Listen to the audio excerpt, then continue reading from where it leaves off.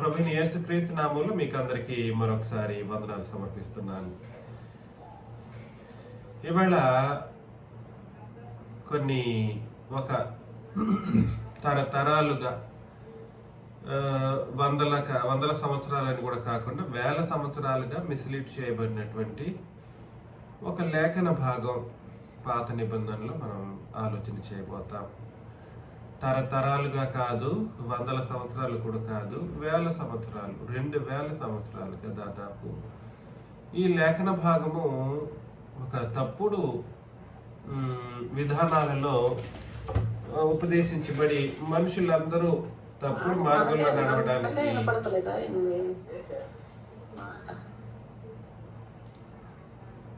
మార్గంలో నడవడానికి ఇది దోహదపడింది. ఏమిటనుకుంటున్నారా? యోహాను సువార్త 3వ అధ్యాయం 1 నుండి 15 వచనాలు. యోహాను సువార్త 3వ అధ్యాయం 1 నుండి 15 వచనాలు. ఈ వచన భాగం ఎవరిని ఉద్దేశించినది? ఈ వచన భాగం మాత్రమే కాదు, ఈ సందర్భం మాత్రమే కాదు, సిలువ వరకు ఏ సందర్భమో మీరు గుర్తించవలసిన అవసరత ఉంది. సందర్భం, నిబంధన రెండు ఏకకాలములో మనం అర్థం చేసుకోవలసిన వారముగా ఉన్నాం. మీకందరికీ అనేక మార్లు తెలియచేసినట్లు సిలువలోనే పాత నిబంధన యొక్క ముగింపు జరిగింది. సిలువలో పాత నిబంధన యొక్క ముగింపు జరిగిందన్నప్పుడు యోహాను సువార్త ప్రత్యేకించి 1వ అధ్యాయం నుండి 19వ అధ్యాయం వరకు పాత నిబంధన క్రిందకు వస్తుందన్నటువంటి కనీస అవగాహన మనుషులకు లేకపోవటం. యోహాను సువార్త 1వ అధ్యాయం నుండి యోహాను సువార్త 19వ అధ్యాయం వరకు ఉన్నటువంటి లేఖన భాగాలు కేవలం పాత నిబంధనకు సంబంధించినటువంటి లేఖన భాగాలను ఉద్దేశించినట్లుగాను, ఒకవేళ క్రొత్త నిబంధనని తెలియజేయబడి ఉంటే అది మర్మముగా ఉపమానాల రూపంలో తెలియజేయబడింది అన్నట్లుగాను మనం గుర్తించవలసిన వారంగా ఉన్నాం. కానీ క్రొత్త నిబంధన చెల్లుబాటులో లేదు అన్న సంగతి మీరు గుర్తించాలి. క్రొత్త నిబంధన చెల్లుబాటులోకి రావటానికి యేసు ప్రభు మరణించాలి. క్రొత్త నిబంధన చెల్లుబాటులోకి రావటానికి యేసు ప్రభు ఏం చేయాలి? యేసు ప్రభు మరణించాలి. క్రీస్తు మరణం వరకు క్రొత్త నిబంధన చెల్లుబాటులోనికి రాలేదు. ఉపమానాల రూపంలో, ప్రవచనాల రూపంలో మత్తయి, మార్కు, లూకా, యోహాను సువార్తలలో మాత్రమే కాకుండా ఆది కాండం నుండి మలాకీ గ్రంథం వరకు క్రొత్త నిబంధన సంగతులు అదే ఉపమానాల రూపంలోనూ అదే ప్రవచనాల రూపంలోనూ మర్మముగా తెలియజేయబడినందుకు నేను చెప్తున్నది మీరు దయచేసి ఆలోచన చేయండి. మరలా రిపీట్ చేస్తున్నాను. మత్తయి, మార్కు, లూకా, యోహాను సువార్తలలో ఎలాగైతే క్రొత్త నిబంధన విషయాలు మర్మముగా ఉంచడం కొరకు సాక్షాత్తు యేసు ప్రభు ఉపమానాల రూపములోను ప్రవచనాల రూపములోను తెలియజేస్తూ వచ్చారు. ఎలాగా? ఉపమానాల రూపంలోను ప్రవచనాల రూపంలోను తెలియజేస్తూ వచ్చారు. అయితే ఇదే విషయాన్ని ఆది కాండం నుండి అదే విధానంలో ఆది కాండం నుండి మలాకీ గ్రంథం వరకు కూడా క్రొత్త నిబంధన సంగతులను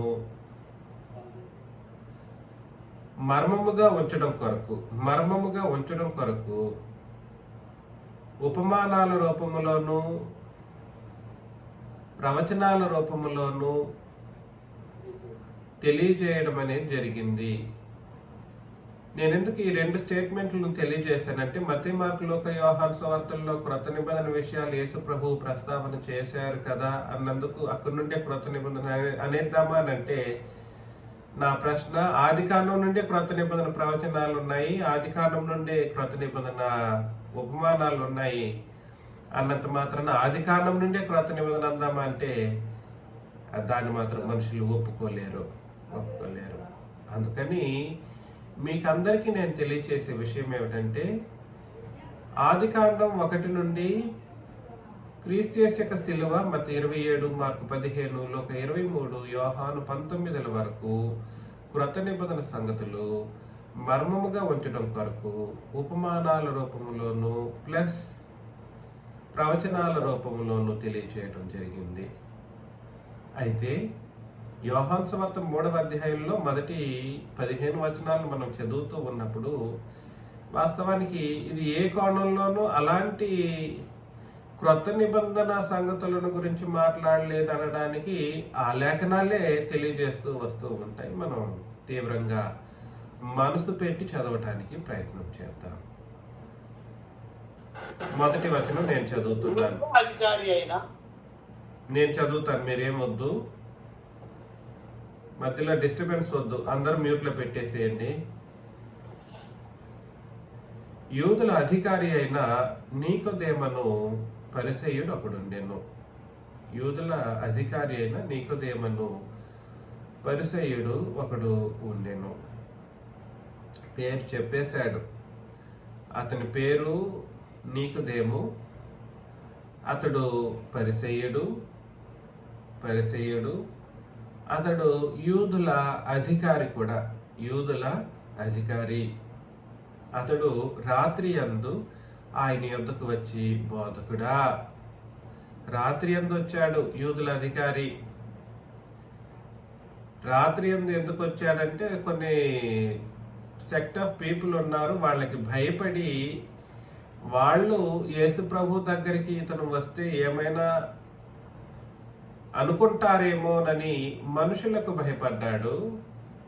కానీ ప్రభువుకి తండ్రికి భయపడనటువంటి ఒక వ్యక్తి ఎవరికి భయపడి రాత్రి యందు వచ్చాడు? ఒక సెక్ట్ ఆఫ్ పీపుల్ ఉన్నారు పక్కనే, వాళ్ళ గురించి తర్వాత మనం ఆలోచన చేద్దాం.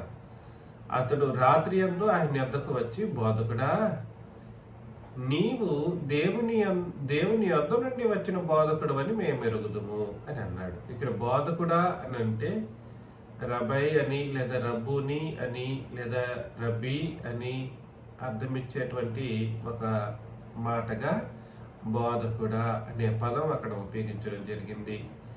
బోధకుడా అంటే అర్థం ఏమిటి అని అనేక సందర్భాల్లో మీకు నేను ప్రశ్నించినప్పుడు, వాస్తవానికి ఏ బోధకుడో యేసు ప్రభు ఆ కాలంలో ఆయన భూమి మీద బ్రతికినప్పుడు బోధకుడా అన్నప్పుడు ఏ కాలంలో బ్రతికి ఉన్నాడో ఆ కాలాన్ని గురించి ఆలోచన చేసినప్పుడు రబ్బుని లేదా రబ్బీ లేదా రబై అని ఈ చెప్పబడినటువంటి ఈ పదజాలాల యొక్క అర్థం ఏమిటో మనం గుర్తించడానికి అవకాశం ఉంది. ఏ కాలంలో ఆయన బ్రతికి ఉన్నాడు అని అంటే ధర్మశాస్త్ర కాలంలో. బోధకుడా అని తెలుగులో రాశాడు, కానీ దాని వాస్తవిక అర్థం, దాని వాస్తవిక మాట ఏమిటంటే రబ్బీ లేదా రబ్బుని అనేటువంటి వాస్తవిక మాటను మనం అనేక ప్రతుల్లో మనం చూడగలుగుతాం. కాబట్టి బోధకుడా లేదా రబ్బీ అని అంటే ఏ బోధకుడు, వాస్తవానికి బోధకుడా అనే మాటనే ఇక్కడ తర్జుమా ట్రాన్స్లిటరేషన్ చేసే విషయంలో తప్పు జరిగింది. ట్రాన్స్లేషన్ కాదు, ట్రాన్స్లిటరేట్ చేసే విషయంలో తప్పు జరిగింది. బోధకుడా కాదు, ధర్మశాస్త్రోపదేశకుడా అనేటువంటి మాట ఇక్కడ మనకు అర్థం కావాల్సినటువంటి అవసరత ఎంతైనా ఉంది. నీవు దేవుని యొద్ద నుండి వచ్చిన బోధకుడు అని మేమెరుగుదుము. కాబట్టి వచ్చి ఏ నిబంధనను బోధించే బోధకుడా అని ఈ యూదుల అధికారి అయినటువంటి నీకోదేము అడుగుతున్నాడు అని అంటే వాస్తవానికి ధర్మశాస్త్ర బోధకుడు. నీవు దేవుని యొద్ద నుండి వచ్చిన బోధకుడు అని మేము ఎరుగుదుము అని అన్నాడు అన్నమాట. కాబట్టి నువ్వు సాధారణమైన బోధకుడు కాదు, ఈ ధర్మశాస్త్రాన్ని ఇంత ఆత్మ సంబంధమైన విధానంలో నువ్వు బోధిస్తున్నావు కదా, అందుకని నువ్వు సాక్షాత్తు ఆ పరమ దేవుడి నుండి మీరు వచ్చారు అని నేను ఎరుగుతున్నాను అని అన్నాడు అన్నమాట. అన్నమాట. దేవుడు అతనికి తోడై ఉంటేనే గాని నీవు చేయుచున్న సూచక క్రియలను ఎవడునూ చేయలేడని ఆయనతో చెప్పెను. కాబట్టి సూచక్రియలు చేయాలి. ఒక నరుడిగా పుట్టినవాడు నరరూపం దాల్చిన వాడు సూచక క్రియలు, మహత్కార్యాలు, ఎవడు చేయలేని కార్యాలు చేయడం అని అంటే అక్కడ దేవుని యొక్క సహాయం, దేవుని యొక్క తోడు అవసరం. అది మీరు ఇంత బాగా చేస్తున్నారు కాబట్టి మీరు సాక్షాత్తు దేవుని యొద్ద నుండి వచ్చారని నేను నమ్ముతున్నాను అని అన్నాడు అనమాట. అందుకు యేసు అతనితో, ఒకడు క్రొత్తగా జన్మించితేనే కానీ అతడు దేవుని రాజ్యమును చూడలేడని నీతో నిశ్చయముగా చెప్పుచున్నానని నేను. అతను ఒక మాట చెప్తున్నాడు. యేసు ప్రభు డైరెక్ట్గా మరొక పాయింట్కి జంప్ అయ్యారు. అతను అడుగుతున్నది ఏమిటి? మీరు ఎక్కడి నుండి వచ్చారు? నువ్వు బోధకుడివి, రబ్బీవి, ధర్మశాస్త్రోపదేశకుడివి. నువ్వు చేస్తున్న సూచక్రియలు, మహత్కార్యాలు దేవుడు తోడై ఉంటేనే కానీ అది జరిగేది కాదు. వీటిని నేను చూస్తూ ఉంటే నువ్వు నిజంగా దేవుని యొద్ద నుండి వచ్చిన వాడివి అని, వచ్చిన బోధకుడివి అని నేను నమ్మక తప్పట్లేదు అని అతను చెప్తా ఉంటే యేసు ప్రభు డైరెక్ట్గా పాయింట్కి వచ్చారు. అందుకు యేసు అతనితో, ఒకడు క్రొత్తగా జన్మించితేనే కానీ అతడు దేవుని రాజ్యమును చూడలేడని నీతో నిశ్చయముగా చెప్పుచున్నాను అని అన్నాడనమాట. కాబట్టి ఇక్కడ జంప్ అయిపోయారు యేసు ప్రభు. దేవుని రాజ్యంలోకి నువ్వు ప్రవేశించాలి, డైరెక్ట్గా చెప్పేశారు. దానికి సమాధానం ఏమి చెప్పాల్సిన అవసరం లేదు. ఎందుకు చెప్తున్నారు? ఎందుకు దేవుని రాజ్యాన్ని నువ్వు చూడాలి, రాజ్యంలో ప్రవేశించాలి అని అంటే నువ్వు క్రొత్తగా జన్మించాల్సిన అవసరం ఏముంది అని అడిగాడనంటే, అందుకు నికోదేము, ముసలివాడైన మనుషుడు ఎలాగూ జన్మింపగలడు?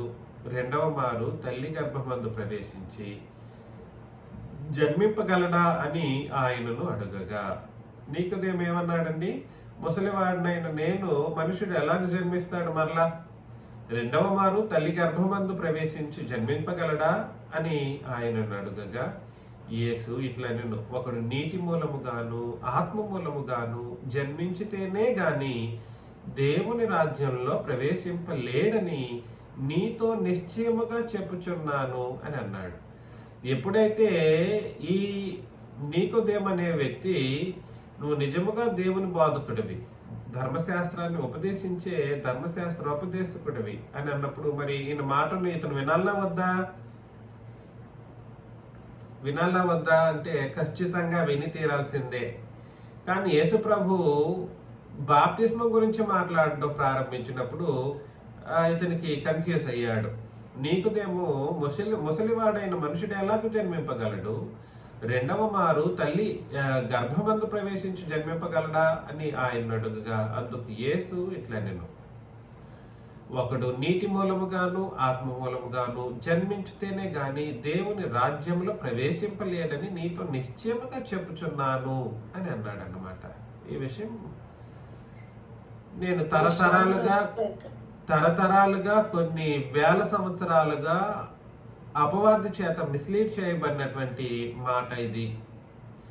ప్రతి ఒక్కరూ ఈ వచన భాగాన్ని, ప్రత్యేకించి 5వ వచనాన్ని క్రొత్త నిబంధన బాప్తిసం అనుకున్నారు. నీటి మూలముగాను ఆత్మ మూలముగాను జన్మించితేనే కానీ దేవుని రాజ్యంలో ప్రవేశింపలేడని నీతో నిశ్చయముగా యేసు ప్రభు చెబుతున్నాను అని అన్నప్పుడు అందరూ, ప్రతి ఒక్కరూ ఈరోజు క్రీస్తు సంఘం అని చెప్పుకుంటున్నటువంటి ప్రతి మనుషుడు దీన్ని ఏం చేశాడనంటే క్రొత్త నిబంధన.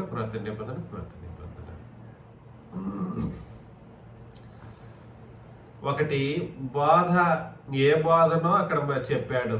ఏ బోధ? బోధకుడా అని చెప్పినప్పుడు ఏ బోధ అది? ధర్మశాస్త్ర బోధ. ఏ బోధ? యేసు ప్రభు యేసు ప్రభు చేస్తున్న బోధ ఏ బోధో అతను చెప్పాడు.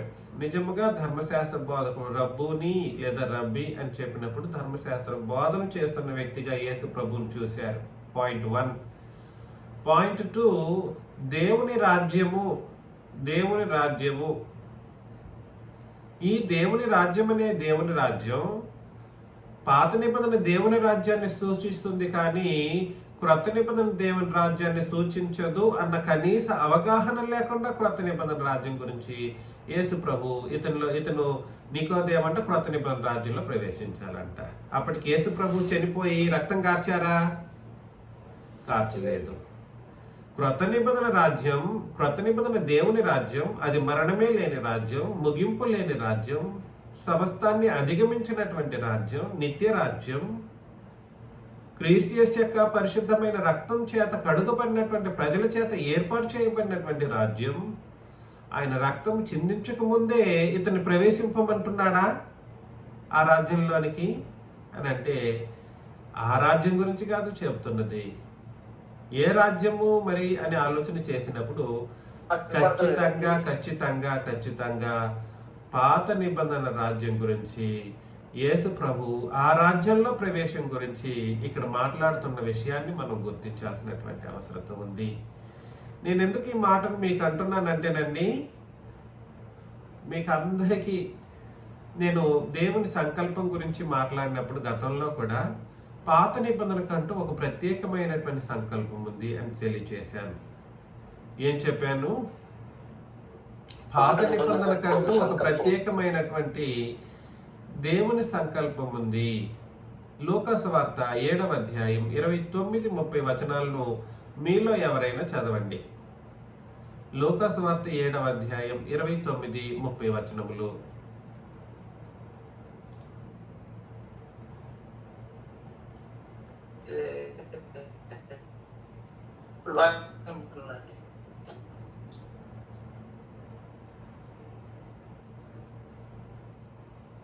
ఏమైంది? ఎవరు చదవట్లేదు? లూకాసు వార్త 7వ అధ్యాయం 29-30 వచనాలు. యోహాను బోధని అతడిచ్చిన బాప్తిసం పొందిన వారై దేవుడు న్యాయవంతుడని ఒప్పుకొనిరు, కానీ పరిసయ్యులను ధర్మశాస్త్రోపదేశకులను అతని చేత బాప్తిసము పొందక తన విషయమైన దేవుని సంకల్పమును నిరాకరించి. కాబట్టి అందరూ ఇశ్రాయేలీలందరూ యోహాను దగ్గరికి వెళ్ళిపోయేసి తమ పాప క్షమాపణ కోసం బాప్తిసం తీసేసుకుంటూ ఉన్నారు. బాప్తిసం ఇచ్చి యోహాను, దేవుని రాజ్యం సమీపించి ఉన్నది, మీ దగ్గరికి వచ్చేసింది, మీరందరూ అందులో ప్రవేశించాలని అంటే నా చేత బాప్తిసం తీసుకోవాలి. ఎవరి చేత బాప్తిసం తీసుకోవాలి? యోహాను అనే నా చేత బాప్తిసం తీసుకుంటేనే కానీ ఆ రాజ్యంలో వ్యక్తులుగా మీరు పరిగణించబడరు అనే ఒక విషయాన్ని తెలియచేస్తూ ఉపదేశం చేస్తూ ధర్మశాస్త్ర సంబంధమైన మారు మనస్సు. ఏ మారు మనస్సు అది? ధర్మశాస్త్ర సంబంధమైన ఉపదేశం చేత ఇశ్రాయేలీలందరి యొక్క పాప క్షమాపణ కొరకైన మారు మనస్సు సంబంధించిన ఉపదేశాన్ని చేస్తూ తిరుగుతూ యోదయ ప్రాంతాల యందు అన్ని ప్రాంతాల్లో తిరుగుతూ ఉపదేశాలు చేస్తూ ఉన్నప్పుడు అందరూ వెళ్ళి తీసుకున్నారు.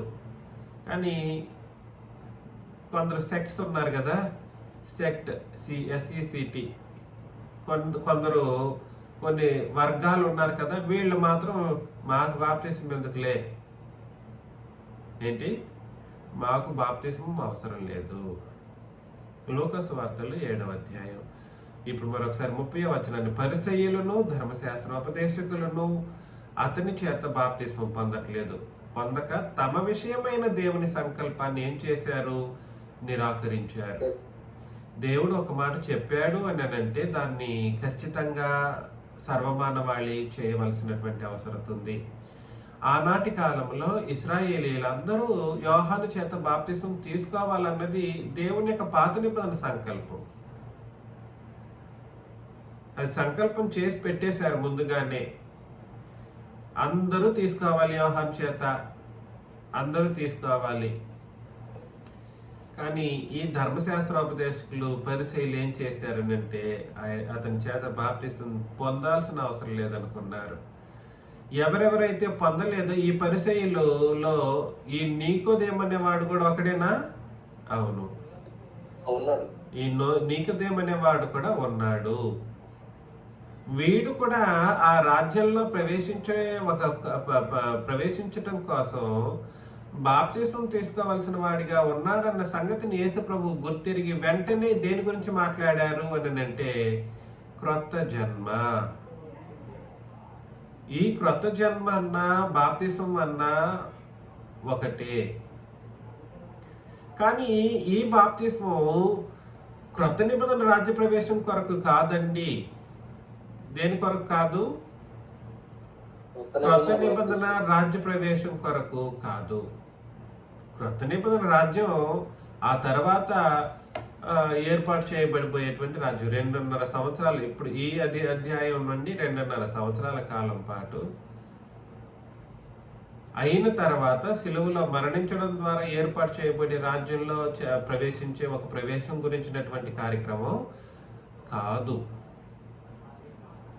అవును, అందరూ నీటి మూలముగా ఆత్మ మూలముగా జన్మించారు. యేసు ప్రభు కూడా యోహాను చేత బాప్తిసం పొందినప్పుడు పరిశుద్ధాత్ముడు వచ్చాడా లేదా ఆయన మీదకి? యేసు ప్రభు బాప్తిసం తీసుకున్నప్పుడు ఎవరి దగ్గర తీసుకున్నాడు? యేసు ప్రభు బాప్తిసం అన్నప్పుడు యోహాను చేత బాప్తిసం తీసుకున్నాడు. యోహాను చేత ఎందుకు తీసుకోవాలి అని అంటే దేవుని యొక్క నీతి, ఆయన చెప్పిన ఆజ్ఞను పాటించటం కొరకు, సంకల్పాన్ని నెరవేర్చటం కొరకు. పాత నిబంధన సంకల్పాన్ని యేసు ప్రభువు కాక ఇంకెవడు నెరవేర్చగలడు? కాబట్టి ఆ సంకల్పాన్ని నెరవేర్చడం కొరకు, తండ్రిని దేవుని యొక్క ఆజ్ఞ మేరకు నీతిని నెరవేర్చడం కొరకు, ఆ పాత నిబంధన రాజ్యంలో ప్రవేశం కొరకు, ఆ రాజ్యాధికారం యేసు ప్రభు అప్పటికే పొంది ఉన్నారు. కానీ అది చెల్లుబాటులోకి రావాలంటే యేసు ప్రభువు కూడా సరే ఆ యోహాను చేత బాప్తిస్మం తీసుకోవలసినటువంటి అవసరత వచ్చింది. అందుకని ఈ పరిసయ్యులందరూ ఏం చేసేవాళ్ళనంటే తమను తాము గొప్పగా ఎన్నుకునేవాళ్ళు. వాళ్ళ ఆలోచన అంతా ఒకటే. మేము దేవుని పిల్లలు, మేము మాత్రమే దేవుని ప్రజలము అని. వీళ్ళకి వ్యతిరేకంగా ఇంకో ప్రజలు ఉండేవాళ్ళు, సద్దూకయ్యులు. These are different sect of people. అపోస్తల కార్యములు 23 ఒకసారి మనం చదువుతాం. 23వ అధ్యాయంలోకి వెళుదాం. అపోస్తల కార్యములు 23వ అధ్యాయం 6 నుండి నేను చదువుతాను. వారిలో ఒక భాగము సద్దూకయ్యులను, మరి ఒక భాగము పరిసయ్యులనై ఉన్నట్టు పౌలు గ్రహించి, సహోదరులారా, నేను పరిసయ్యుడును, పరిసయ్యుల సంతతి వాడను. మనకున్న నిరీక్షణను గూర్చి, మృతుల పునరుత్థానమును గూర్చి నేను విమర్శింపబడుచున్నానని సభలో బిగ్గరగా చెప్పాను. అతడు అలాగూ చెప్పినప్పుడు పరిసయ్యులను సద్దూకయ్యులను కలహము పుట్టినందున, పరిసయ్యులకును సద్దూకయ్యులకును కలహం పుట్టినందున ఆ సమూహము 2 పక్షములాయెను. సద్దూకయ్యులు పునరుత్థానము లేదనియు, చూడండి చెప్పేశారు, సద్దూకయ్యులు పునరుత్థానము లేదనియు, దేవుని దేవదూత అయినను ఆత్మయైనను లేదని చెప్పుదురు. ఏం లేదు? దేవదూత అయినను ఆత్మయైనను లేదని చెప్పుదురు. వాళ్ళు సద్దూకయ్యుల యొక్క ఆలోచన. పరిసయ్యులు ఆత్మను ఒప్పుకుంటారు, అందుకని ఆత్మ మూలముగా వీళ్ళు పుట్టాలని చెప్పడం అనేది ఇక్కడ జరిగింది. మీరు అందుకని దయచేసి పరిసయ్యుల యొక్క స్థిర ఆలోచన మనం అర్థం చేసుకున్నప్పుడు, వాళ్ళు నీళ్లలో బాప్తిసం అనుకుంటే తప్పు అవుతుంది. ఆత్మమూలంగా జన్మించాల్సినటువంటి బాధ్యత వాళ్ళకు ఉందనే విషయాన్ని ఎత్తి చూపిస్తూ వీళ్ళ సిద్ధాంతం ఏమిటో మాట్లాడుతున్నటువంటి సందర్భం ఇక్కడ కూడా మనం చూస్తూనే ఉన్నాం. యేసు ప్రభు వట్టిగా నీళ్లతో బాప్తిసం అంటే కాదు, ఆత్మమూలంగా కూడా ఎందుకు అన్నాడంటే వీళ్ళ యొక్క పరిస్థితి ఏమిటి, పరిసయ్యుల యొక్క ఆలోచన విధానం ఎలా ఉంది అని అంటే, మ్యూట్లో పెట్టండి. అలాగూ చెప్పినప్పుడు పరిసయ్యులను సద్దూకయ్యులను కలహం పుట్టినందున ఆ సమూహము 2 పక్షములాయెను. సద్దూకయ్యులు పునరుత్థానము లేదనియు, దేవదూత అయినను ఆత్మయైనను లేదనియు చెప్పుదురు. కానీ పరిసయ్యులు 2ను కలవు. ఏమేమి 2ను కలవు? పునరుత్థానం ఉంది, దేవదూత ఉన్నారు, ఆత్మ కూడా ఉంది, వాళ్ళకి ఆత్మ లోపల ఆత్మ ఉంది. ఈ ఆత్మ గురించి, వ్యక్తిగత ఆత్మ గురించే మాట్లాడుతూ ఉన్నాడు. మీరు బైబిళ్లలో చూసినప్పుడు ఇక్కడ ఆత్మ అంటే తర్జుమా చేసిన వాళ్ళు, బిఎస్ఐ వాళ్ళు, వీళ్ళు అచ్చుగా రాసేశారు. అది భౌతికమైన ఆత్మ గురించి చెప్పడం జరిగింది. ఎవడి వ్యక్తిగత ఆత్మ గురించి, ఆత్మ నీటితోనూ ఆత్మతోనూ బ్రతకడం అంటే ఎవరి వ్యక్తిగత ఆత్మ, పరిశుద్ధాత్మ గురించి కాదు అక్కడ మాట్లాడుతున్నది. ఒకవేళ పరిశుద్ధాత్మ అన్నా కూడా ఆత్మ సంబంధమైన విధానంలో ఆయన పాత నిబంధనలో అన్ని కోణాల్లో అందరి వ్యక్తులను నడిపించాడు పరిశుద్ధాత్ముడు. ప్రారంభం నుండి పరిశుద్ధాత్మని యొక్క ప్రత్యక్షత లేకుండా ఏ కార్యక్రమం జరగలేదు. ఇది మీరు గుర్తుపెట్టుకోవాలి. ఆత్మ మూలంగా అని అన్నప్పుడు ఇది వ్యక్తిగత ఆత్మ అనుకున్నా తప్పు లేదు, పరిశుద్ధాత్మ మూలంగా బాప్తిస్మం అన్నా తప్పు లేదు. ఆలోచన చేసుకోండి. ఎందుకని అంటున్నానంటే దీనికి సంబంధించినటువంటి అనేక ఇతర లేఖనాలు ఉన్నాయి. సరే, ఇక్కడ 23:8 సద్దూకయ్యులు పునరుత్థానము లేదనియు దేవదూత అయినను ఆత్మయనును లేదని చెప్పుదురు గాని పరిసయ్యులు రెండును కలవని ఒప్పుకొందురు. అప్పుడు పెద్ద గొల్లు పుట్టెను. పరిసయ్యుల పక్షముగా ఉన్న శాస్త్రాల్లో కొందరు లేచి, ఈ మనిషిని యందు ఏ దోషం మాకు కనబడలేదు, ఒక ఆత్మయేనును దేవదూతయేనును అతనితో చెప్పి ఉంటే మాట్లాడి ఉండవచ్చునని చెప్పుచు తగులాడుకున్నారు ఈ పరిశీలకు సపోర్టివ్గా ఉన్నటువంటి శాస్త్రులు. కాబట్టి పరిస్థితి ఏమిటంటే వీళ్ళ ఆలోచన ఎలా ఉంది? పరిశీలకు ఆలోచన ఏమిటంటే పునరుత్థానం ఉందని వాళ్ళు నమ్ముతారు. 2, దేవదూతలు ఉన్నారు. 3, ఆత్మ ఉంది, ఆత్మ కూడా ఉంది అనే విధానంలో వీళ్ళు నమ్ముతారు. ఇవి నిజమే కదా, తప్పు ఎక్కడుంది? అక్కడ తప్పు లేదు. మరి అప్పుడే చూడండి, సద్దూకయ్యులు ఎంత రాంగ్ స్టెప్ వేశారు. యేసుప్రభు బ్రతుకుతున్నప్పుడే ధర్మశాస్త్రాన్ని అంతగా విడనాడారు అనే దానికి ఇక్కడ వీళ్ళ సద్దూకయ్యుల యొక్క ఆలోచన మనకు కనబడుతుందా లేదా? వాళ్ళు ఖచ్చితంగా విడనాడేశారనమాట ధర్మశాస్త్రాన్ని. అయితే పరిసయ్యుల్లో వాడైనటువంటి ఈ నీకోదేము అనేవాడు, మరలా ఇక్కడికి వచ్చేద్దాం 3వ అధ్యాయంలోకి. యోహాను సువార్త 3వ అధ్యాయం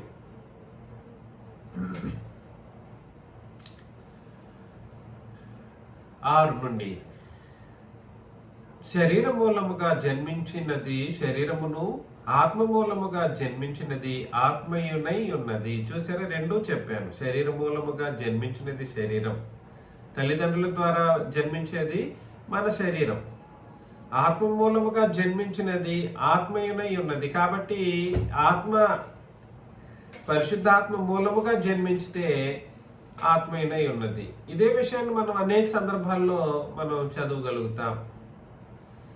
మీకు గతంలో చెప్పినట్లు 1 కొరింథీ 10వ అధ్యాయం మొదటి 5 వచనాలను మనం చదివితే కూడా సరే, 1 కొరింథీ 10వ అధ్యాయం మొదటి 5 వచనాల్లో మనం చదివినప్పుడు అక్కడ వాళ్ళు తీసుకున్నటువంటి బాప్తిస్మం, మీరు అనుకుంటున్నట్టు వాళ్ళు బాప్తిస్మం తీసుకోలే లేదంటే తప్పు అవుతుంది. అది బాప్తిస్మంగా ఎవరు పరిగణించారు? సముద్రంలో దిగితే బాప్తిస్మం అంట, మేఘముల కింద వెళితే బాప్తిస్మం అంట. బాప్తిస్మం అని నేను కాదు, మీరు కాదు అనేది. అక్కడ బాప్తిస్మం అనే సర్టిఫికేషన్ ఎవరు ఇచ్చారనంటే సాక్షాత్తు దేవుడు, సాక్షాత్తు ప్రభువు, సాక్షాత్తు పరిశుద్ధాత్ముడు. మీరు నేనంటే తప్పు అవుతుంది. ఏంటి, సముద్రంలో దిగేస్తే బాప్తిస్మమా? సముద్రంలో దిగేస్తే బాప్తిస్మమా? చాలా మంది ఈ పనికిరాని వితండవాదపు ప్రశ్నలు వేస్తూ ఉంటారు. దాన్ని బాప్తిస్మముగా పరిగణించింది ఎవరు? దేవుడు. దాన్ని బాప్తిస్మముగా పరిగణించింది సాక్షాత్తు దేవుడు. నేను చదువుతున్నాను ఒకసారి 1 కొరింథీ 10వ అధ్యాయం.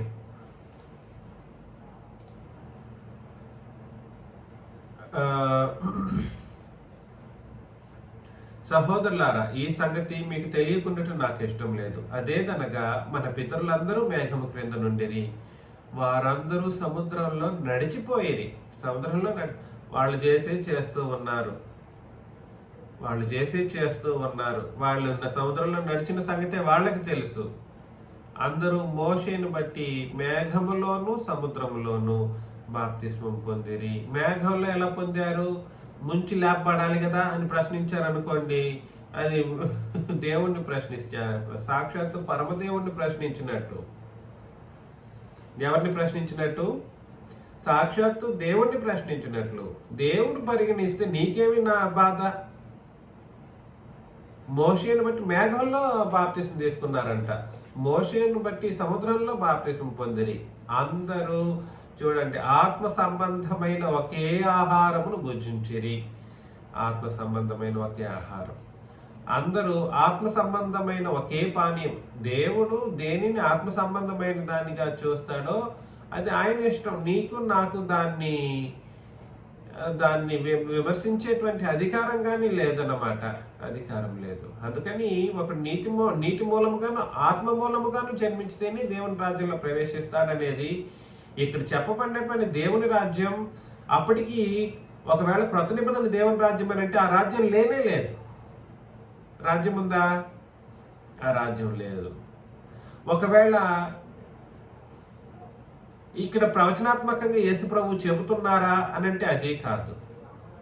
రాబోయే రాజ్యం గురించి చెబుతున్నారా అని అంటే అది కాదు. 5వ వచనం మరొకసారి, యోహాను సువార్త 3వ అధ్యాయం 5వ వచనం, యేసు ఇట్లా, నేను ఒక నీటి మూలముగాను ఆత్మ మూలముగాను జన్మించితేనే గాని దేవుని రాజ్యంలో ప్రవేశింపలేడని నీతో నిశ్చయముగా చెప్పుచున్నాను. జన్మించితేనే గాని అంటే అప్పటికప్పుడే జరిగించాలి. ఆ రాజ్యంలో ప్రవేశించాల్సిన అవసరం ఎంతో ఉంది. నీతో నిశ్చయముగా చెప్పుచున్నాను, ఇప్పుడే ప్రవేశించు. శరీరం మూలముగా జన్మించినది శరీరమును, ఆత్మ మూలముగా జన్మించినది మన ఆత్మ. అంటే అక్కడ ఉన్నటువంటి ఇశ్రాయేలీల ఆత్మ, మన ఆత్మ అంటే క్షమించండి, ఇది మన గురించి కాదు. ఆత్మ మూలంగా జన్మించినది ఆత్మీయమై ఉన్నది. మీరు 7వ వచనం, క్రొత్తగా జన్మింపవలనని నేను నీతో చెప్పినందుకు ఆశ్చర్యపడవద్దు. మీరు క్రొత్తగా జన్మింపవలనని నేను నీతో చెప్పినందుకు ఆశ్చర్యపడవద్దు. గాలి తనకిష్టమైన చోటున విసరును. నీవు దాని శబ్దం విందువే గాని అది ఎక్కడి నుండి వచ్చినో ఎక్కడికి పోనో నీకు తెలియదు. ఆత్మ మూలముగా జన్మించిన ప్రతి వాడును అలాగే ఉన్నాడనెను అని అన్నాడు అన్నమాట. ఇక్కడ ఒక విషయం మీరు అర్థం చేసుకోండి. క్రొత్తగా జన్మింపవలనని నేను నీతో చెప్పినందుకు ఆశ్చర్యపడొద్దు. క్రొత్తగా జన్మించడం అనే మాట బాప్తిస్మమే. క్రొత్తగా జన్మించడం అనే మాట దేన్ని సూచిస్తుంది? బాప్తిస్మాన్ని గురించి తెలియజేసే విధానాన్ని సూచిస్తుంది. గాలి తనకిష్టమైన చోటున విసరును. గాలి ఎటు పడితే అటు విసురుతుంది. నీవు దాని శబ్దం విందువే కానీ అది ఎక్కడి నుండి వచ్చినో ఎక్కడికి పోవునో నీకు తెలియదు. ఇది పరిశుద్ధాత్మ యొక్క స్థితిని మాట్లాడే ఒక వచన భాగం. గాలి, పరిశుద్ధాత్ముడు కూడా సరే, ఆయన ఎప్పుడు వస్తాడు, ఎవరు ఎక్కడి నుండి వస్తాడు, ఎటు వస్తాడు, ఎటు నడుపుతాడో మీకు తెలియదు అనే ఒక ఉద్దేశాన్ని ఇక్కడ మాట్లాడుతూ ఉన్నాడు. ఆత్మూలంగా జన్మించిన ప్రతి వాడును అలాగే ఉన్నాడు అని అన్నాడు అన్నమాట. గాలి ఎటు నుంచి వస్తుందో ఎవరికైనా తెలుస్తుందా? తెలియదు. నీవు దాని శబ్దం వింటావు కానీ అది ఎక్కడి నుండి వచ్చిందో నీకు తెలియదు. కాబట్టి పరిశుద్ధాత్మ గురించి డైరెక్ట్గా యేసు ప్రభు చెప్పట్లేదు. పరిశుద్ధాత్మ గురించి గాలి ఎలాగైతే వస్తుందో నీకు ఎలాగైతే తెలియదో అలాగే నువ్వు బాప్తిసం తీసుకుంటావు కానీ ఆయనలోనే నువ్వు తీసుకుంటావు. పరిశుద్ధాత్మ మూలంగానే నువ్వు తీసుకుంటావు కానీ ఆయన సంగతి అయితే నీకు తెలియదు అని అన్నాడు అన్నమాట. ఆయన సంగతి తెలిసి వచ్చే కార్యక్రమం ఎప్పుడు జరుగుతుంది అని అంటే క్రొత్త నిబంధన రాజ్యము ఏర్పడేటప్పుడు జరుగుతుంది. మనం నేను ప్రత్యేకించి వచనం చెప్పట్లేదు. యోహాను సువార్త 14, 15, 16, 17 అధ్యాయాలు మీరు చదువుతూ ఉన్నప్పుడు పరిశుద్ధాత్మ గురించి మాట్లాడుతూ నేను వెళ్ళి ఆయన్ని పంపిస్తాను ఆ రాజ్యం ఏర్పాటు చేసేటప్పుడు అని అంటారన్నమాట. క్రొత్త నిబంధన రాజ్యం ఏర్పాటు చేసేటప్పుడు నేను వెళ్ళి ఆ పరిశుద్ధాత్మ గురించినటువంటి అవగాహనను తీసుకురావడం కొరకు ఈ అపోస్తులకి ఆయన గురించి మాట్లాడడం అనేది జరిగింది. అప్పటి వరకు ఆ పరిశుద్ధాత్మ ఎటు వస్తాడు, ఏం చేస్తాడు, ఏది మీకు తెలియదు. గాలి ఎలా వస్తుంది పోతుందో అట్లాగే ఆయన పరిస్థితి కూడా, ఆయన కూడా ఉంటాడు మీతో పాటు. నువ్వు ఆయన్ని కనుక్కోవాలంటే కుదిరేది కాదు. ఒక స్పష్టత మీకు ఉండదు పరిశుద్ధాత్మ గురించి అనే విషయాన్ని యేసు ప్రభువు గాలితో పోల్చి మాట్లాడడం జరిగిందన్నమాట. ఆత్మ మూలముగా జన్మించిన ప్రతి వాడును అలాగనే ఉన్నాడు. ఎందుకంటే పరిశుద్ధాత్మ మూలంగానే అన్నీ జరుగుతాయి. పాత నిబంధనలో కూడా భూమి సూర్యచంద్ర నక్షత్రాల ఏర్పాటప్పుడు కూడా సరే ఆయన ధ్యానం వేసి వాటిని సృష్టించాడనే ఒక విషయాన్ని మనం చదువుతూ ఉంటాం యెషయా గ్రంథంలో. ఆయన జలముల మీద అల్లాడుచున్నాడు. ఆయన యొక్క పరిస్థితి, ఆయన సాక్షాత్తు మహాదేవుడు, పరిశుద్ధాత్ముడు కూడా మహాదేవుడు. నువ్వేమనుకుంటున్నావో ఏమిటో. కాబట్టి ఆయన ఇష్టం వచ్చినట్లు ఆయన ఎప్పుడు తన యొక్క ప్రత్యక్షతను కనపరుస్తాడు, ఆయన కనపరుస్తాడు. కానీ నువ్వు మాత్రం ఎలా ఉంటావనంటే ఆత్మమూలంగా జన్మించిన ప్రతివాడు ఆయన గురించి నువ్వు తెలుసుకోకపోయినా కూడా సరే. కానీ క్రొత్త నిబంధన బాప్తిస్మంలోనండి, క్రొత్త నిబంధన బాప్తిస్మానికి ముందు పరిశుద్ధాత్మ గురించి తెలుసుకొని తీరాల్సిందే. సిలువకు ముందు జరిగిన సందర్భం వేరు, సిలువ తర్వాత సందర్భం వేరు. నీకు అవసరం లేదని చెప్పేశాడు. గాలి తనకి ఇష్టమైన చోటును విసురును, నీవు దాని శబ్దం విందువే కానీ అది ఎక్కడి నుండి వచ్చినో ఎక్కడికి పోను నీకు తెలియదు అని అన్నప్పుడు పరిశుద్ధాత్మ సంగతి కూడా నీకు అలాగే ఉంటుంది. ఎలా ఉంటుంది? ఆయన ఎక్కడి నుండి వచ్చాడు, ఏమిటి ఆయన పరిస్థితి ఏమిటి నీకు తెలియాల్సిన అవసరం కూడా లేదు. కానీ నువ్వు ఆత్మ మూలంగా బాప్తిసం తీసుకోవాల్సిన అవసరం ఉంది. అందుకు నీకుదేమో ఈ సంగతులు ఎలాగూ సాధ్యములని ఆయన అడుగగా యేసు ఇట్లా నీవు ఇశ్రాయేలుకు బోధకుడవై ఉండి వీటిని ఎరుగవా అండర్లైన్ చేసుకొని 10వ వచనం. సందర్భం ఏ సందర్భమో రుజువు చేసే మరొక సందర్భం మాట. నీవు ఇశ్రాయేలుకు ఏమై ఉన్నావు? బోధకుడవై ఉండి వీటిని ఎరుగవా. కాబట్టి నీకుదేమనేవాడు కూడా ఇశ్రాయేలీలకు బోధకుడు. ఇశ్రాయేలీలకు బోధకుడు అన్నప్పుడు ఈ పునరుత్థానము లేదా బాప్తిస్మము లేదా ఆత్మ సంబంధమైన ధర్మశాస్త్ర సంగతులు ఎరగాల్సినటువంటి వాడిగా వీడున్నాడు నీకుదేమనేవాడు.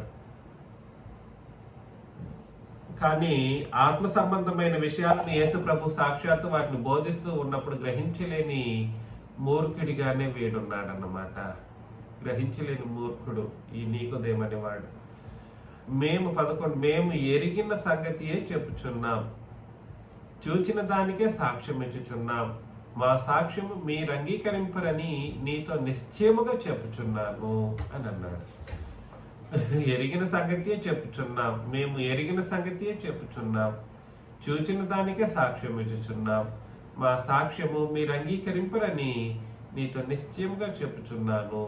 భూ సంబంధమైన సంగతులు నేను మీతో చెబితేనే మీరు నమ్ముకున్నప్పుడు పరలోక సంబంధమైనవి మీతో చెప్పిన ఎలాగూ నమ్ముదురు? ఈ భూ సంబంధమైన సంగతులు ఈజ్ ఈక్వల్ టు ధర్మశాస్త్ర సంబంధమైనటువంటి సంగతులు. యేసు ప్రభు భూ సంబంధమైన సంగతులని ఆత్మ సంబంధమైన ధర్మశాస్త్ర ఉపదేశం గురించి మాట్లాడుతూ ఉన్నాడు. భూ సంబంధమైన సంగతులు ఈజ్ ఈక్వల్ టు ధర్మశాస్త్ర సంబంధమైన సంగతులు. వాటిని చెబితే మీరు నమ్మలేనప్పుడు పరలోక సంబంధమైనవి మీరు చెప్పినట్లా ఇది అంటే క్రొత్త నిబంధన విషయాలు ఒకవేళ నీతో చెబితే అది నీకు అర్థమవుతుందా? పరలోక సంబంధమైనవి అంటే అది ఎక్కడ క్రొత్త నిబంధన ఒక ప్రవచనం వదిలాడు.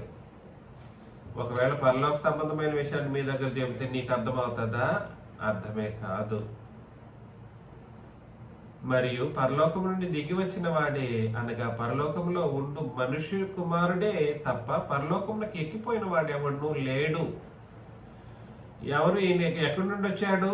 పరలోకం నుండి దిగి వచ్చిన వాడే అనగా పరలోకంలో ఉండు మనుష్య కుమారుడు. తప్ప పరలోకమునకు ఎక్కిపోయిన వాడెవడును లేడు. ఇంతవరకు ఎవడు వెళ్ళలేదు. నేను వెళ్ళబోతున్నాను అది మీరు అర్థం చేసుకోవాలి. ఇంకా వెళ్ళాడు ఆయన? వెళ్ళలేదు. ఎందుకు అని అంటే 14-15 వచనాలు క్లారిఫికేషన్ ఇస్తున్నాయి. అరణ్యంలో మోషే సర్పం ఎలాగ ఎత్తినో సర్పాన్ని, అలాగే విశ్వసించు ప్రతి వాడు నశింపక ఆయన ద్వారా నిత్య జీవం పొందినట్లు మనుష్య కుమారుడు ఎత్తబడవలెను అనేది జరగబోయే కార్యక్రమం, జరిగిపోయిన కార్యక్రమం? సమాధానం ఎవరైనా చెప్పండి.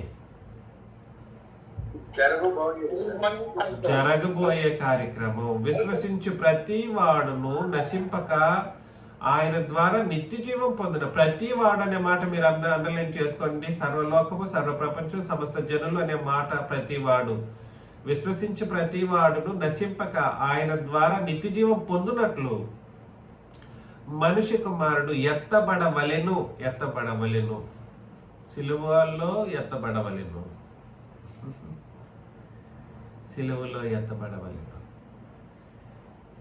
సిలువలో ఎత్తబడేంత వరకు ఎవడూ కూడా ఇంతవరకు పరలోకం పోలేదని పై వచనంలో చెప్పారు యేసు ప్రభు.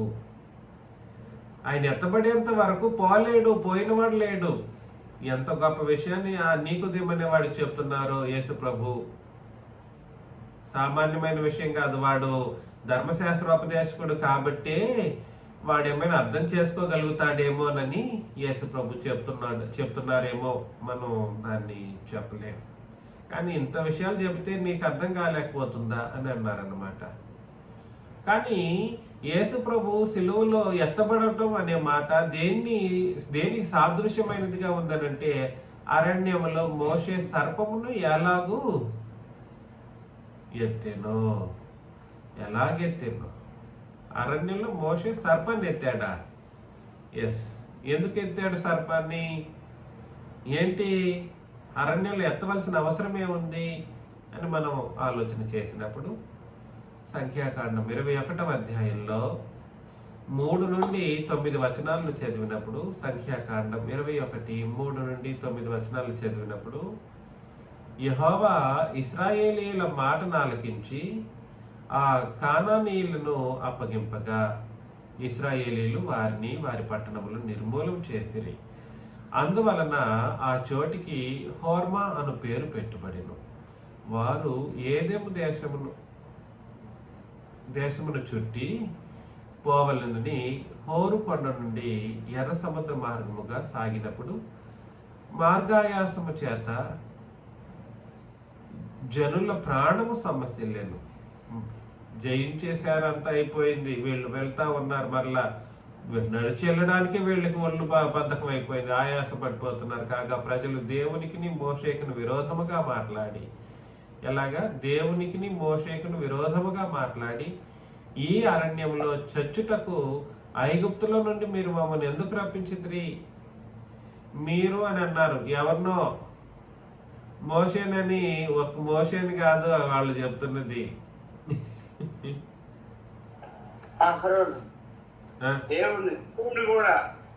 అహరోన్ అంటారు. ఎందుకు మరలా ఇక్కడ 2 మాటలు చెప్పాడు 5వ వచనంలో, దేవునికి మోషేకును విరోధముగా మాట్లాడన్నప్పుడు.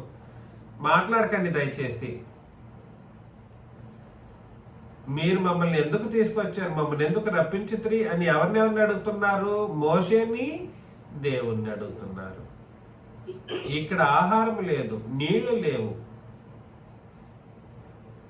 తర్వాత చవిస్తారములు లేని ఈ అన్నము మాకు అసహ్యమైనదని. అబ్బా, అందుకు యెహోవా ప్రజల్లోనికి తాపకరములైన సర్పములను పంపెను. అవి ప్రజలను కరువగా ఇశ్రాయేలీలో అనేకులు చనిపోయారు. కాబట్టి ప్రజలు మోషే యొద్దకు వచ్చి, మేము యెహోవాకును నీకును విరోధముగా మాట్లాడి పాపం చేస్తుంది. మరలా చెప్పారు. ఎక్కడికి వెళ్ళి ఎవరి దగ్గరికి వెళ్ళారు? ఏమని చెప్పారు? యెహోవాకును నీకును విరోధముగా. నీకు అనేవాడెవడు? మోషే. తండ్రైన దేవుడు, మహాదేవుడు, ఆయనకు విరోధముగాను నీకుడు విరోధంగా. చూసారా, పాత నిబంధనలోనే దేవుడి తర్వాత మోషే మంచి స్థానాన్ని పొందాడు. ఎవరెవరికి విరోధంగా అన్నాడు? ఒక దేవుడికే విరోధంగానే ఉండుంటే అయిపోయి ఉండేది కాదు. దేవుడికి నీకు కూడా విరోధంగా పాపం చేస్తే, మాట్లాడి పాపం చేస్తుంది. ఆఫ్టర్ ఆల్ పాత నిబంధన అంతైతే క్రొత్త నిబంధనలో ఉపదేశకుని మాట వినలేకపోయినోళ్ళ సంగతి ఎట్లా ఉంటుందో మీరు ఆలోచన చేసుకోండి.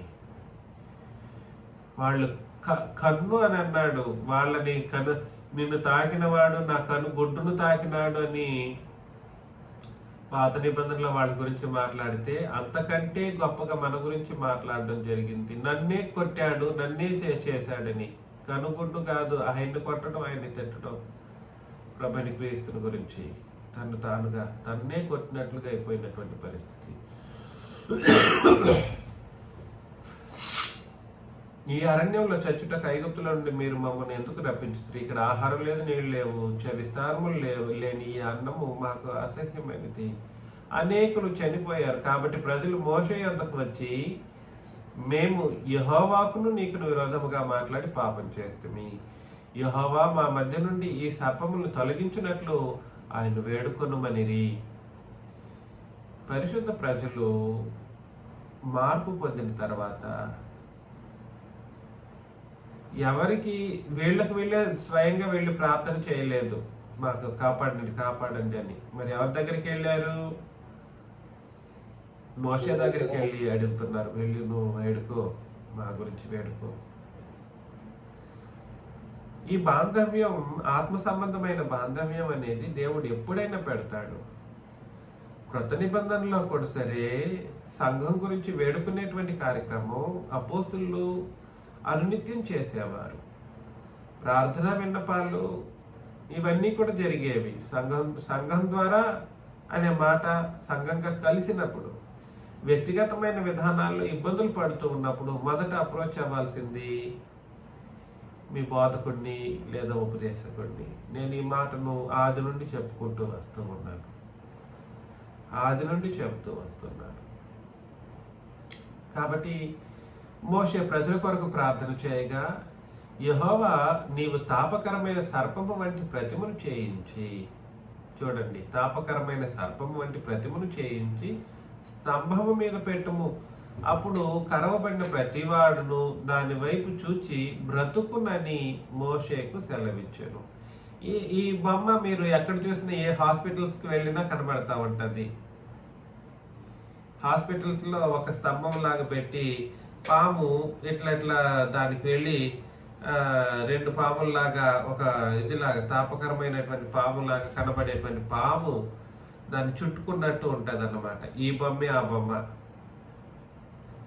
దీన్ని ఆ మోషే ఏం చేయాలంటే ఎత్తి చూపించాలి. అది పెట్టినప్పుడు ఎవడెవడైతే పాము చేత కరవబడ్డాడో వాడు దాన్ని చూస్తే వెంటనే హీల్ అయిపోయేది, బాగుపడేవారు, బ్రతికిపోయేవారు, ప్రాణం పోకుండా ఉండేదన్నమాట. కాబట్టి మోషే ఇత్తడి సర్పం ఒకటి చేయించి స్తంభము మీద దాన్ని పెట్టెను. ఇత్తడి సర్పం చేయించి స్తంభము మీద దానిని పెట్టెను. ఇప్పుడు హాస్పిటల్స్లో దేనికి పెడతారో అది ఎందుకనేది కూడా తెలియదు, దాన్ని మాత్రం పెట్టుంటారు. అన్ని హిందువులు ముస్లింలని కాకుండా అందరికీ ఇది ఉంటుంది, సింపుల్, అది పెట్టుంటారు. ఎందుకు అనేది తెలియదు, ఇందుకే. కాబట్టి మోషే ఇతర సర్పం ఒకటి చేయించి స్తంభం మీద దాన్ని పెట్టెను. అప్పుడు సర్పపు కాటు తినిన ప్రతివాడు ఆ ఇత్తడి సర్పమును నిదానించి చూచినందున బ్రతికెను. ఇక్కడ చూడండి, 3 ముఖ్యమైనటువంటి మాటలు.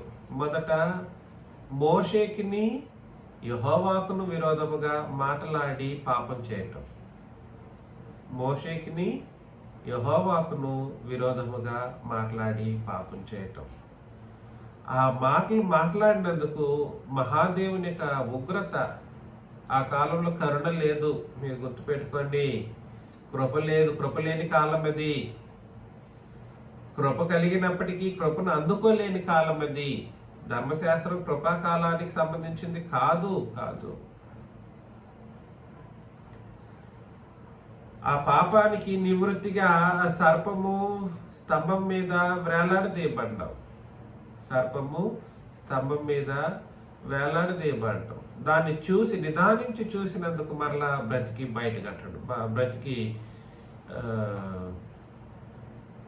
బయటపడటం ఇది జరిగిందన్నమాట. దానికి ప్రతిగా ఆత్మ సంబంధమైన విధానంలో యేసు ప్రభు చెప్తున్నారు, ఇదిగో నికోదేము, నువ్వేం చేయాలని అంటే ముందే ప్రవేశించు ఈ రాజ్యంలో. నీకు పరలోకం గురించి చెప్తే నీకు అర్థం కాదులే. ముందు భూ సంబంధమైన దాంట్లో నువ్వేం చేయాలి? భూ సంబంధమైన దేవుని రాజ్యంలో ప్రవేశించు. భూ సంబంధమైన సంగతులు చెబితే నీకు అర్థం కావట్లేదు. పరలోకం గురించి మాట్లాడితే నీకేం అర్థం అవుతుంది? పరలోక సంబంధమైన విషయాల గురించి చెబితే నీకు అర్థం కాదు. కాబట్టి నువ్వేం చేయాలంటే, పరలోకం గురించి ఒకవేళ వెళ్ళాలని నువ్వు అనుకుంటే, పరలోక సంబంధమైనవి అర్థం చేసుకోవాలంటే నేను మాత్రం ఏం చేయబడాలి? ఇదిగో మోషే సర్పమును ఎలాగ ఎత్తి చూపించాడో ఆ విధంగా నేను కూడా ఎత్తబడేంత వరకు పరలోక సంబంధమైన సంగతులు నువ్వు అర్థం చేసుకోలేవు. దేని గురించి అర్థం చేసుకోలేవు? నేను ఎత్తబడేంత వరకు మోషే సర్పమును ఎలాగ ఎత్తానో అలాగే నేను కూడా ఎత్తబడాలి సిలువలో. అప్పటి వరకు నువ్వు భూ సంబంధమైన సంగతులను అర్థం చేసుకో, అనగా ధర్మశాస్త్ర సంబంధమైన విషయాలను అర్థం చేసుకో. భూ సంబంధమైన దేవుని రాజ్యంలో నువ్వు ప్రవేశించు. అప్పుడు నువ్వేం చేయగలుగుతావనంటే, నేను చనిపోయిన తర్వాత నా నిబంధనను ఇస్తాను, క్రొత్త నిబంధనను నువ్వు ప్రవేశించవచ్చు. అప్పుడు ఇంకో రాజ్యం వస్తుంది. నా రక్తం వలనైనా క్రొత్త నిబంధన, దేవుడు తన స్వరక్తం ఇచ్చి సంపాదించిన తన రాజ్యం, సంఘం. ఒకటే మాట జంప్ చేసేస్తున్నాను, చూసుకొని 22వ వచనం, అదే 3వ అధ్యాయం 22. ఇది చదవచ్చు ఎవరైనా. 22, 23, 3వ అధ్యాయం 22, 23.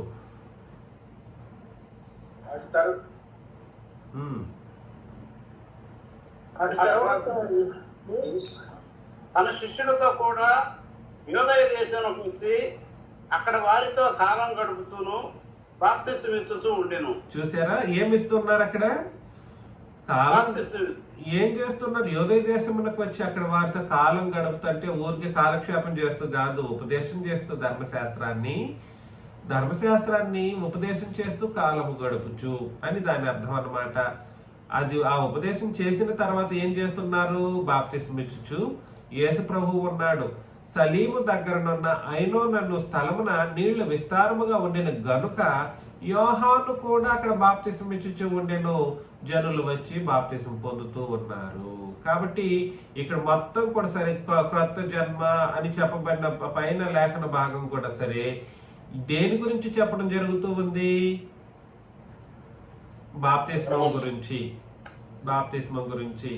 అందులో యూదయ దేశము అనే మాట, అదేవిధంగా ఇశ్రాయేలీల్లో తప్పిపోయిన సమస్త గొర్రె పిల్లలకు ఇస్తున్నటువంటి బాప్తిస్మము అనబడిన పాత నిబంధన బాప్తిస్మం గురించి ఇక్కడ మాట్లాడడం జరుగుతుంది. కానీ సమస్త జనుల కొరకైన బాప్తిస్మం అనే మాట కాదు ఇది. సమస్త జనుల కొరకైన బాప్తిస్మం అనే మాట గురించి కాదు. బాప్తిస్మం ఇచ్చి యోహాను యొక్క బాప్తిస్మం, ఈ యేసు ప్రభు ఇచ్చిన బాప్తిస్మం, ఇవన్నీ కూడా సరే శిలువానంతరం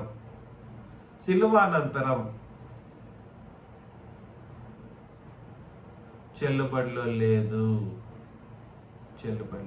మీకు అనేక సార్లు అపోస్తల కార్యం 19వ అధ్యాయం 5 వచనాలు చదివినప్పుడు, ఎవడెవడైతే పరిశుద్ధాత్మ గురించి తెలుసుకోకుండానే బాప్తిసం చేసుకున్నాడో చదివామా లేదా? ఎవడెవడైతే పరిశుద్ధాత్మ గురించి తెలుసుకోవాల్సిన అవసరం లేదు, అందుకే చెప్పాడు గాలి ఎటు నుంచి వస్తుందో నీకు తెలియాల్సిన అవసరం లేదు అని అన్నాడు. పరిశుద్ధాత్మ గురించే తెలుసుకోకుండా బాప్తిసం చేసుకున్నారు.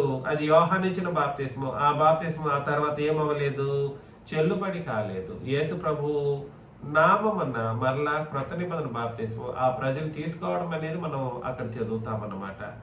మీకందరికీ నేను ప్రేమతో హెచ్చరించే విషయం ఏమిటంటే, ఈ నీకోదేము అనేవాడు కూడా సరే క్రొత్త నిబంధన ప్రకారం బాప్తిసం తీసుకున్నట్లుగా కాదు. క్రొత్త నిబంధన క్రొత్త జన్మ అన్నంత మాత్రాన సందర్భం ఏమిటో చూడండి, నిబంధన ఏమిటో చూడండి, నిబంధన సందర్భం ఏమిటో అర్థం చేసుకోండి, ఏ విషయం గురించి మాట్లాడుతున్నాడో గుర్తించండి.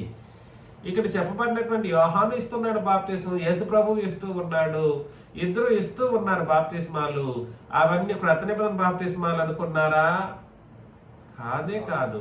యేసు ప్రభువు పైన తెలియజేయబడినటువంటి బాప్తిస్మాలు క్రొత్త నిబంధన, ఇవన్నీ క్రొత్త నిబంధన బాప్తిస్మమా? కాదు కాదు కాదు. కేవలం పాత నిబంధన రాజ్యంలో, దేవుని రాజ్యంలో ప్రవేశం గురించి. ఎందుకనంటే ఆ ఇశ్రాయేలీలో ఆ రాజ్యంలో ప్రవేశించాల్సినటువంటి అవసరత ఉంది. అంతకు ముందే కూడా సరే 2వ అధ్యాయంలో కూడా చాలా విషయాలు మనం చదవగలుగుతాం. దేవుని రాజ్యము, ఆ దేవాలయాన్ని గురించి ప్రస్తావన చేయటం, ఇవన్నీ కూడా 2వ అధ్యాయంలో చూస్తాం. 4వ అధ్యాయంలో మూడో తర్వాత 4వ అధ్యాయంలో ఆ ఆత్మ సంబంధమైనటువంటి ధర్మశాస్త్రపు ఉపదేశాన్ని చేస్తూ ఉన్నప్పుడు ఎవరైనా సమరయులు లాంటి వాళ్ళు రావాలంటే మొదట యూదుల దగ్గర రక్షణ పొందుకోవాలి అని అంటాడు అనమాట. అంటే యూద మత స్వీకరణ అనేది జరగాలి. అది జరిగితేనే కానీ మీకు రక్షణ లేదు, రక్షణ లేకపోతే మీరు ఆరాధించలేరు తండ్రిని, నేను కూడా ఆరాధన చేస్తానని తండ్రి పాత నిబంధన ఆరాధన గురించి, యేసు ప్రభు పాత నిబంధన ఆరాధన గురించి మాట్లాడడం అన్నది 4వ అధ్యాయంలో చేయడం జరిగింది. అలాగా 19వ అధ్యాయం వరకు, మొదటి నుండి యోహాను 1వ అధ్యాయం నుండి 19వ అధ్యాయం వరకు ఆయన చేసినటువంటి ఉపదేశం, ఇశ్రాయేలీలకు సంబంధించిన సమస్త ఉపదేశాలు కేవలం ధర్మశాస్త్ర ఆత్మ సంబంధమైన బోధలే, ఆత్మ సంబంధమైన ధర్మశాస్త్ర బోధలే తప్ప క్రొత్త నిబంధన కాదు. ఉపయోగించబడిన దేవుని రాజ్యం ధర్మశాస్త్ర సంబంధమైన రాజ్యమే కానీ క్రొత్త నిబంధన రాజ్యం గురించి అయితే కాదు. ఇస్తున్నటువంటి బాప్తిస్మాలు లేదా తీసుకుంటున్నటువంటి బాప్తిస్మాలు ఇచ్చేవాళ్ళు ధర్మశాస్త్రం వాళ్ళే, పొందుకునేవాళ్ళు ధర్మశాస్త్రం వాళ్ళే. ఇక్కడ ఎక్కడ క్రొత్త నిబంధన అనే మాట వచ్చేసింది? ఎక్కడా లేదు. మనుషుల ఊహలు అలా కుయుక్తి బుద్ధులు, తప్పుడు సిద్ధాంతాలు, గొడవలతోనూ విపరీత వాదాలతోనూ ప్రారంభమైనటువంటి పరిస్థితుల్లో ఎవడి స్కాలర్లీ థింగ్స్ని వాడు చూపించడం కోసం, ఎవడి గొప్పతనాన్ని వాడు రుజువు చేసుకోవటం కోసం చేసినటువంటి అపవాది బోధలే కానీ ఇది క్రొత్త నిబంధన కానే కాదు అన్నది మీరందరూ గుర్తించాలని హెచ్చరిస్తూ ముగిస్తున్నాను. మీకు అందరికీ వందనాలు.